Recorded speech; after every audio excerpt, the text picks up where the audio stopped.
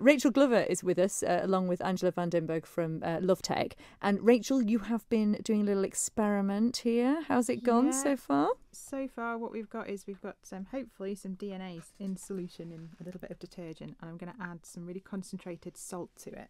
So in doing that, what happens is that it binds to the DNA, and then when we add that lovely 200 proof ethanol to it in a few minutes, it precipitates the DNA out of solution and hopefully should produce a bit of a kind of snotty amount of DNA that we can see, because DNA is usually so small that you can't see it, and we've got billions and billions of copies of it in every cell of our body, and all the bacteria we also hold have DNA.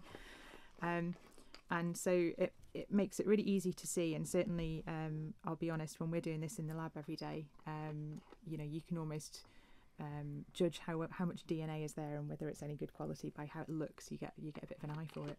Who knew that you could see DNA with a naked eye? That's quite incredible. There has to be quite a lot of it. So fingers crossed. Obviously ideal in dog swabs quite a lot these days, and some of the swabs that we get have so much DNA that they're almost like they're just globby, and you can just see it and almost pick it up in strands, and you know that the owner's had a really good scrub around the dog's mouth. We also get some that smell a little bit less than nice. So hopefully what we're doing here is just putting in some ethanol. So I think we've mentioned it a little bit there that it is 200 proof ethanol that we're using. So if you imagine that your 40% spirits are kind of 80 proof, this is 100% ethanol. We have to get a special license to be able to buy it. So it's quite potent, shall we say. So here she is. So she's put the lid on. So we put the lid on, and I'm hoping that if we just mix it around a little bit, the DNA should come out of solution and precipitate. So there's different types of precipitation. So you've got precipitation like the rain today, but you've also got precipitation of kind of taking a solid out of a solution. And usually salt and ethanol does that with DNA. You can see a little bit of stuff floating around. It's not just quite bubbles. Howard, I can see Rachel's DNA. Oh, wow. It's in a little tube. I'm holding it. I've been doing variations of this protocol. This one's better.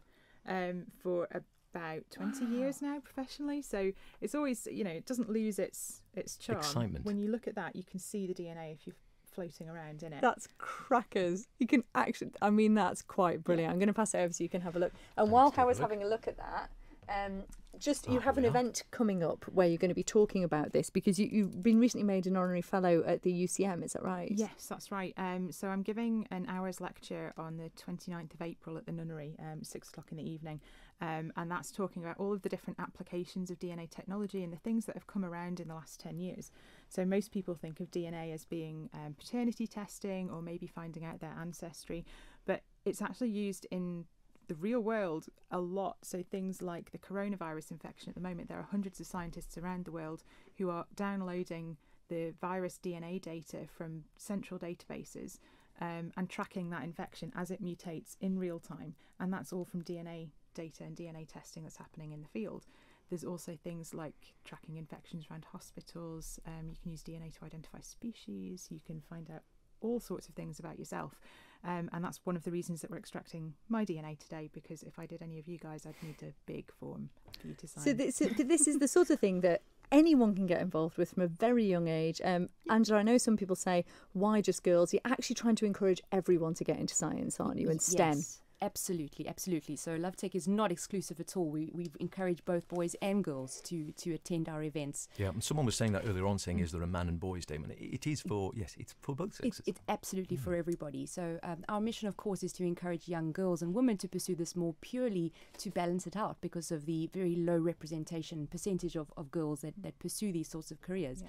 But we can't break that stigma against girls in science without boys coming to the party as well. So we want to encourage the brothers to encourage their sisters and their girl cousins to pursue these careers too, and encourage them and to let them know that they are just as good at maths and science as the boys are. Well, hopefully this has excited a lot of people and might make someone think, do you know what, this is just the life for me, I might want to get into this. So just let people know where they can find out about Love Tech. Yes, so we have a website, lovetech.im.